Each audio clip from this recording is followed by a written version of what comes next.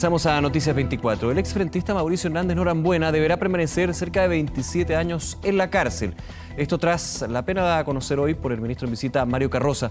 Vamos a profundizar en este y otros temas. Para eso nos acompaña el diputado de la UDI, Sacor. Diputado, gracias por acompañarnos. Muy buenas tardes. Buenas tardes, Nicolás. Gracias por la invitación. A ver, ustedes valoraron lo que fue la resolución del ministro Carroza, pero ya la defensa de Mauricio Hernández Norambuena dice que va a apelar a la Corte Suprema y señaló lo siguiente, que la sentencia y declaraciones del ministro Lara Larraín tienen una coincidencia plena con el del ministro Carroza, principalmente en los tiempos. Finalmente son 27 años lo que va a cumplir. A ver, cuando una defensa, un abogado, tiene malos argumentos jurídicos o judiciales, empieza a apelar a este tipo de interpretaciones para empezar a generar aquí un ámbito y un aro político. Aquí el único móvil político que conocemos es el asesinato por parte del Frente Manuel Rodríguez en contra del senador Jaime Guzmán por pensar distinto a lo que ellos creían, por querer destruir la reconstrucción democrática del año 91. Por lo tanto, yo espero que el abogado Espinosa, abogado defensor, tenga la responsabilidad como abogado finalmente, como el juramento que hizo ante la Corte Suprema, de establecer finalmente aquí a posibles apelaciones en base al tema jurídico, al tema judicial y no a interpretaciones políticas. Y yo le digo automáticamente y con toda energía, aquí yo descarto absolutamente cualquier intromisión, cualquier presión que pueda haber hecho el Poder Ejecutivo, particularmente el ministro Hernán Larraín, en el ministro Mario Carroza. Y se lo digo por los fallos. Los ministros no hablan finalmente por sus opiniones, los ministros hablan por sus fallos, los ministros de la Corte de Apelaciones. Sí. Y si analizamos al ministro Mario Carroza, es el mismo ministro que ha condenado sistemáticamente a militares por temas de derechos humanos. Por lo tanto, él es imparcial cuando tiene que juzgar a militares y sería parcial cuando tiene que juzgar a quienes asesinaron a Jaime Guzmán, a quienes secuestraron a Cristian Edwards, a quienes quebrantaron la condena en Chile, a quienes luego fueron a Brasil a seguir secuestrando a personas como el señor Hernández Norambuena. Por lo tanto, cuando se hacen las presentaciones, dicen el exfrentista, yo le quiero decir el actual reo de la justicia chilena, el asesino, el secuestrador, el quebrantador de condena, que hoy en día está recibiendo un fallo complementario del mismo ministro que ha condenado a militares por derechos humanos. Por lo tanto, creo que no corresponden, no caben acá las argumentaciones que hace el abogado Espinosa, es querer jugar y generar un halo político, insisto, y aquí estamos en la cancha absolutamente judicial. A su juicio, diputado, ¿no tiene el abogado Espinosa, defensa de Mauricio Hernández Norambuena, argumentos jurídicos para buscar revertir lo que es esta situación, el fallo finalmente de 27 años, que son estos 30 años, o sea, 15-15 las dos penas, no la cadena perpetua por este tratado del Mercosur por el cual es extraditado, Hernández Norambuena? ¿Tiene argumentos sólidos para llegar a la Corte Suprema, la última instancia? Desconozco cuáles van a ser los argumentos de fondo. Lo que yo veo acá es un fallo impecable por parte del ministro Carroza al hacer respetar acá el Estado de Derecho tanto en Chile como en Brasil, por lo tanto, respetar también un tratado de extradición como el que usted alude del año 2012. Y en ese sentido, si usted nos pregunta a nosotros, finalmente, quienes representamos a la parte víctima de esta operación terrorista, nos hubiera encantado, nos hubiera gustado que aquí la cadena hubiera sido las dos cadenas perpetuas, por lo tanto 40 años. Pero aquí nosotros no estamos actuando por un afán revanchista ni un afán aritmético. No creemos que esto se resuelve, se repara con 40 años de cárcel. Se repara en parte, teniendo el cumplimiento de las leyes vigentes en nuestro país y que por fin tengamos a una persona tras las rejas, a un autor material que quebrantó la condena. Porque al final, perdón, en lo práctico y aritmético, como usted dice, hay una rebaja de condena. Tenía 2 cadenas perpetuas, ahora va a cumplir alrededor de 27 años en la cárcel. Pero en lo eminentemente jurídico, estamos frente al cumplimiento de un tratado internacional del año 2012. Por eso no es arbitrario ni es coincidente lo que plantea el ministro Carroza. Es absolutamente cumplimiento del Estado de Derecho, insisto, en Chile como en Brasil. Y en ese sentido, cuando el propio abogado Espinosa pide la media prescripción, es el ministro Mario Carroza quien en su momento la concedió. El ministro Carroza, él mismo concedió la media prescripción, pero la Corte Suprema de aquel momento le dijo que no al lugar esa solicitud. Por lo tanto, el ministro Carroza falla ahora reafirmando lo que dijo la Corte Suprema chilena. Y en ese sentido, nosotros vemos que los argumentos que aquí genera finalmente la defensa de Hernández Norambuena son bastante tendenciosos, son bastante febles en su calidad jurídica. Y respondiendo a su pregunta, Nicolás, yo creo que aquí no hay argumentos de peso para hacer una apelación, aunque insisto, yo creo que la van a hacer y esperamos que la Corte Suprema, la Sala Penal de la Corte Suprema, respalde el fallo del ministro Mario Carroza. Aquí obviamente la decisión es del ministro Carroza, pero le pregunto a usted, también conociendo muy bien el caso y todos los elementos jurídicos, ¿por qué no se puede abonar los años de cárcel en Brasil que cumplió Mauricio Hernández Norambuena por otro delito, pero que evidentemente también aquí estamos hablando una conmutación con respecto a lo que vivió en ese país? Porque este señor en Brasil no estaba para fines de ser extraditado. De hecho, lo que apoya el fallo complementario del ministro Carroza hoy en día es que solo los últimos 9 días de su arresto en Brasil fueron hechos para fines de poder ser extraditado a Chile. Aquí no existen estas promociones que hay en las casas comerciales del 2x1, que usted hace 2 atentados o 2 crímenes y usted cumple solo una pena. Aquí la justicia debe exigir que las penas se cumplan según el número de fallos. Por eso él habla no de 30 años, sino que habla de 15 por un asesinato y 15 por un secuestro. No son 30 en total, sino que son 15. Lo mismo pasa acá. El señor Hernando Norambuena estaba detenido, estaba preso en una cárcel de alta seguridad en Brasil porque había secuestrado a un empresario. No porque estaba siendo esperado para ser transmitido o trasladado a Chile.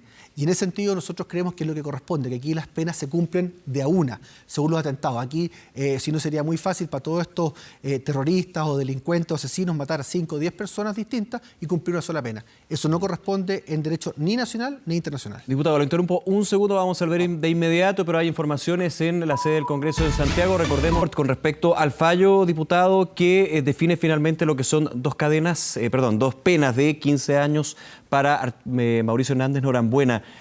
En términos de todo el tiempo que se ha demorado el proceso de extradición, lo conversamos también aquí en Noticias 24 hace un tiempo, y lo que fue también el fallo, los tiempos que se tomó el juez Carroza para no discutir el fondo, porque el fondo, ya lo habíamos comentado, está discutido, era el cumplimiento de la pena, y en este caso una pena distinta. ¿Cómo evalúa usted y también la UDI, que ha sido parte activa en esta situación, lo que hemos podido ver? Ajustado absolutamente a derecho. Acá nosotros hemos visto una tramitación de Estado. Yo la otra vez lo conversábamos, Nicolás, y lo voy a reiterar. Este no es un interés de la UDI, no es un interés de la familia Guzmán, es un interés del Estado de Chile. Aquí son los tribunales chilenos, es un ministro instructor quien pide la extradición, es la Corte Suprema quien aprueba esta extradición, es la Cancillería chilena quien administra esta extradición. Y estamos hablando que es una extradición desde el año 2002 que recién se concreta 17 años después. Por lo tanto, yo creo que cuando tenemos este tipo de resultados, en donde hemos visto que más allá de los gobiernos de turno de todos los colores políticos, el presidente Ricardo Lagos, luego la presidenta Bachelet, el presidente Piñera, segundo gobierno de la presidenta Bachelet, segundo gobierno del presidente Piñera, vemos que se concreta una extradición, yo creo que habla bien del Estado de Derecho en Chile. Aquí finalmente nosotros no podemos aceptar interpretaciones ideológicas y por eso es que nosotros descartamos tan enérgicamente este tipo de denuncias que hace la defensa para desviar la atención del fondo. Y usted lo decía muy bien, el fondo no se toca. El señor Hernando Norambuena, así lo establecieron los tribunales chilenos, es un asesino, es un secuestrador, es un terrorista y quebrantó una condena. Y hoy en día, por fin, podemos tenerlo quizás con una pena inferior a la que establecieron en su momento, pero cumpliendo el Estado de Derecho. A nosotros, se lo dije, no nos mueven un fin de revancha, nos mueve un fin de cumplir el Estado de Derecho en Chile, en Brasil, y también el debido proceso incluso para el señor que asesinó a Jaime Guzmán o secuestró a Cristian Edwards. Cuando se concreta el proceso de extradición, y de hecho antes usted varias veces dijo que la idea era justamente verlo desde el punto de vista jurídico, desde un tema de la justicia chilena y no desde la crítica o la visión partidaria. En estas últimas semanas, digamos, donde ha estado de lleno, por supuesto, la situación de Hernández Norambuena allá en Chile, ¿ha visto desde sectores de la oposición una mirada que critique usted? No, yo te diría que he visto, por lo menos me quiero quedar con lo positivo, he visto los esfuerzos que han hecho distintas personas de la actual oposición, en su momento, por ejemplo, como el ex canciller Heraldo Muñoz, quien me consta y con quien trabajamos decididamente en todos los procesos de extradición, no solamente en el caso de Brasil, sino que en el caso de Argentina era Pablaza, en el caso en México del comandante Ramiro, en el caso de la India de Manuel Verhoeven. Sí. Por lo tanto, yo quiero quedarme con eso. Aquí sí he visto un silencio cómplice de muchos de los líderes de la oposición, quienes levantaron la voz y de manera muy enérgica cuando exigen justicia en casos de derechos humanos. ¿Quién en este caso particularmente? No, yo te diría que líderes de los partidos políticos. ¿Partido Comunista?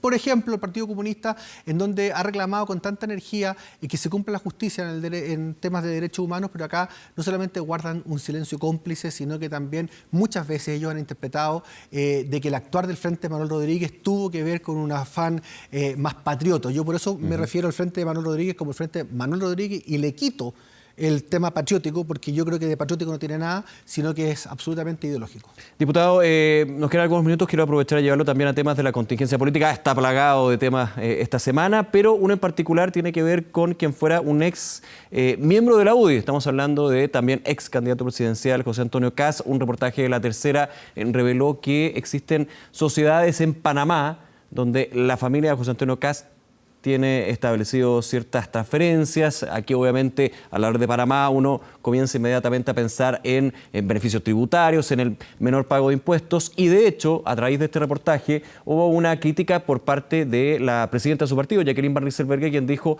por menos Lawrence Goldborn lo bajaron de su candidatura. El día de hoy, para actualizarlo un poco, el miembro de Acción Republicana dijo son declaraciones y dichos oportunistas de su presidenta y que aquí se tendría que mirar con la misma vara a todos los candidatos, haciendo alusión bastante directa en un matinal del canal de al lado, a Joaquín Lavín.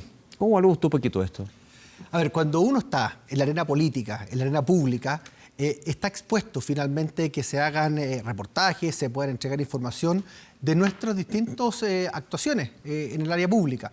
Y además la ley a nosotros nos mandata a hacer una declaración de intereses y una declaración de patrimonios para saber justamente en qué temas podemos ser sensibles de votar, por ejemplo, leyes que puedan afectar positiva o negativamente nuestros intereses o nuestro patrimonio. Y en ese sentido, José Antonio Kast, cuando fue candidato presidencial, cuando fue candidato a diputado, cuando fue diputado, también tuvo que cumplir todas estas leyes vigentes para todas las personeros públicos. Claro, lo que se critica es que aquí no declaró que existieran estas tres sociedades afuera. Ya a eso voy, es que finalmente cuando vemos que un reportaje de un medio de prensa, como es el caso de La Tercera, hace una denuncia y hemos visto la reacción a través de redes sociales, de Twitter principalmente, del propio José Antonio Kast, diciendo que no es así, que no es efectivo que él tenga hoy en día este tipo de participación, en donde además hemos visto que se hacen públicas las escrituras que fijan esto, que son también distintas a las situaciones que se llevan acá en Chile. Es que yo creo que es parte de las reglas del juego, pero yo creo que esto no se resuelve diciendo, oiga, empiecen a investigar al señor del lado mío. Joaquín Lavín hoy en día no es un candidato presidencial. Joaquín Lavín es alcalde en ejercicio de la comuna de Las Condes. Es una persona que está marcando en primer lugar en las encuestas y eso pone nervioso a mucha gente, tanto de derecha como de izquierda. Y en ese sentido yo hago un llamado al fair play de verdad a todos los actores. Cuando uno está en la arena pública tiene que pasar este tipo de riesgos y tiene que enfrentarlos y esclarecerlo, pero no empezar a tirar el mantel para que todos quedemos manchados. Diputado Isacort, nuevamente muchas gracias por acompañarnos. Gracias por la invitación. Esté muy bien, hasta luego.